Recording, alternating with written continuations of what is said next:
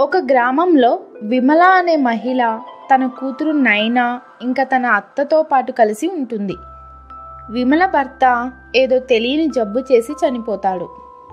దాని కారణంగా విమలపై కుటుంబ భారం మొత్తం పడుతుంది. ఆమెకు ఒక చిన్న భూమి ఉంటుంది. అందులో ఆమె పొలం పని చేస్తుంది. దాని ద్వారానే ఆమె కుటుంబాన్ని పోషిస్తుంది. విమల ఆలోచిస్తూ పంట పండిన తర్వాత అమ్మగా వచ్చిన డబ్బుతో హాస్పిటల్ బిల్లు కట్టాలనుకుంటుంది. కానీ ఇంకా పంట చేతికి రాదు. ఆమె దగ్గర అసలు తినడానికి కూడా డబ్బు లేని పరిస్థితి వస్తుంది.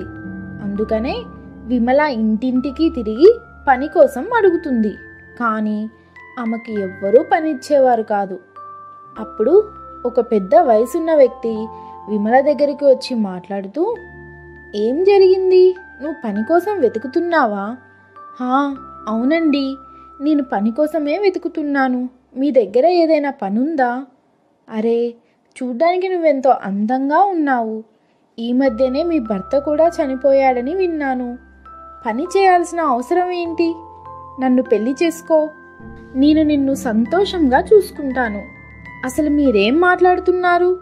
కనీసం మీ వయసుకు తగ్గట్టుగా గౌరవంగా ఉండండి" అని చెప్పి విమల అక్కడి నుండి వెంటనే తిరిగి ఇంటికి వస్తుంది.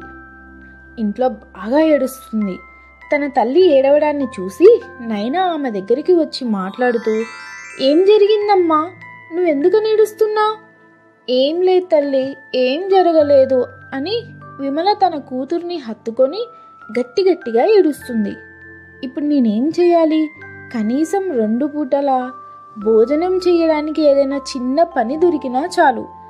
తన పరిస్థితిని చూసి విమల అత్త తాను దాచుకున్న కొంత డబ్బును తీసి విమలకు ఇస్తుంది.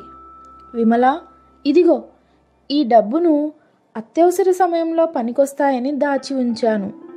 ఈ డబ్బుతో కొన్ని రోజులైనా తినడానికి పనికొస్తాయి. ఇదిగో తీసుకో." విమలకు ఇష్టం లేకపోయినా సరే తప్పని పరిస్థితిలో అత్త దగ్గర నుండి డబ్బును తీసుకుంటుంది. అలా వారు ఆ డబ్బుతో కొన్ని రోజులు గడుపుతారు. అలా ఒకరోజు విమల ఇంటి ముందు ఆ ఊరి సర్పంచ్ గారి భార్య అక్కడికి వచ్చి మాట్లాడుతూ, "విమలా, ఓ విమలా, వింటున్నావా? నీకు పని కావాలి కదూ?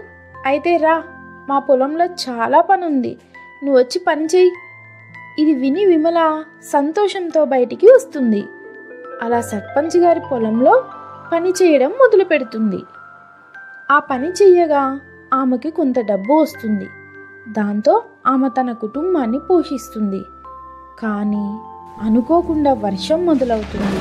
అలా ఆగకుండా కొన్ని రోజుల వరకు వర్షం వస్తూనే ఉంటుంది. దాని కారణంగా విమల పొలం అంతా నాశనమవుతుంది. ఇదే వర్షంలో సర్పంచ్ గారి పొలం కూడా వరదతో పంట అంతా చెల్లాచెదరవుతుంది. ఊర్లో మిగతా వారి పరిస్థితి కూడా ఇదే విధంగా ఉంటుంది. ఎవ్వరికీ ఏ పనులు ఉండవు. విమల గుడిసెలో కూడా నీళ్ళొస్తాయి. దాంతో ఏదో విధంగా వారు ఒక మూలన ఉండిపోతారు. తినే సరుకులన్నీ కూడా నీటిలో మునిగిపోతాయి. ముగ్గురు బాగా ఆకలితో ఉంటారు. కానీ తినడానికి ఏమీ దొరకదు. "అమ్మా, నైనా, నానమ్మని తీసుకుని తొందరగా గుడిసె నుండి బయటికి వెళ్ళండి. చూస్తుంటే ఈ గుడిసె కూలిపోయేటట్టుంది." అలా ముగ్గురు గుడిసె నుండి బయటికి రాగానే వారి కళ్ళ ముందే గుడిసె అంతా వరద నీటిలో కొట్టుకుపోతుంది. వారికి ఎటు చూసినా నీటి ఉధృతి కనిపిస్తుంది. వారు తల దాచుకోవడానికి ఎక్కడా స్థలం కనపడదు. అప్పుడు ఒక వ్యక్తి పడవ మీద వెళ్ళడాన్ని విమల చూస్తుంది. "అన్నా, ఓ అన్నా, వినపడుతుందా? కొంచెం మమ్మల్ని కూడా మీ వెంట తీసుకుపోండి. లేదంటే మేము ఇక్కడే మునిగిపోయేలా ఉన్నాం." "అరే, మేమే మా ప్రాణాలని గుప్పెట్లో పెట్టుకొని వెళ్తున్నాం. మిమ్మల్ని ఎక్కడ తీసుకెళ్లేది? క్షమించండి, నేను మిమ్మల్ని నాతో తీసుకెళ్ళలేను" అని చెప్పి ఆ వ్యక్తి అక్కడి నుండి త్వరగా వెళ్ళిపోతాడు. అలా విమల చాలామంది వ్యక్తుల్ని సహాయం చేయమని అడుగుతుంది. కానీ ఎవ్వరూ ఆమెకు సహాయం చేయరు. అప్పుడు తన ఎదురుగా సర్పంచ్ గారి భార్య ఇంకా ఆమె కుటుంబం అంతా నావలో వస్తుండటాన్ని చూస్తుంది. "విమల, మేమంతా పట్టణానికి వెళ్తున్నాం. అక్కడ మాకు ఇంకొక ఇల్లు ఉంది. మీరు కూడా మా వెంట రండి.